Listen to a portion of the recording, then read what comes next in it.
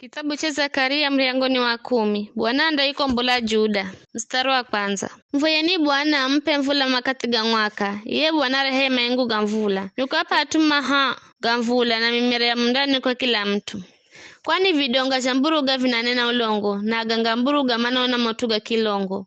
Manambiri za tundo za ulongo na kwa fariji atubule. Kwa visho, watu manatanga herengonzi, manasirima kwa kukosa mrisa. Koro zangu zinakazuluza warisa na mindangiza lao vilongozi.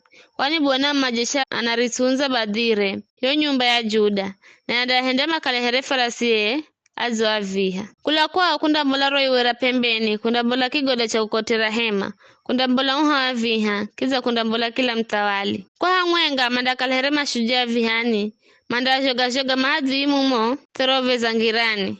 Manda piga kondo kwa kukala Bwana haunga nao, na manda gwiza ebu wa hirika farasi. Ndiangiza nguvu nyumba ya Juda na kuyikola nyumba ya Josefu. Ndauzia kaheru kwa ukalana na onerambazi na umanda kalehere kwa mbasaka alire. Kwa ukala mini Bwana mlungu wao na minda azigizia. Efraim manda kalehere mashujaa, kiza meyo yaenda fahirwa. Fahirwa joni divine. Anao manda jona merere, meyo yaenda fahirwa kaiza Bwana. Ninda kulisira na kunzumanya.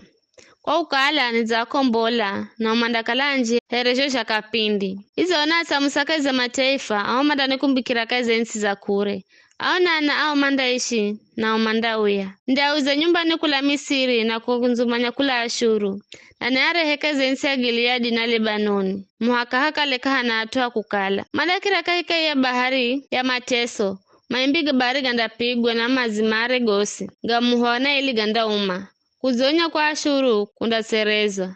Na ndataya kitawalea Misiri ndauka. Ndaangiza nguvu kaisa Bwana na umanda tembera kuno na kuno kaisa zinare. Bwana anaamba.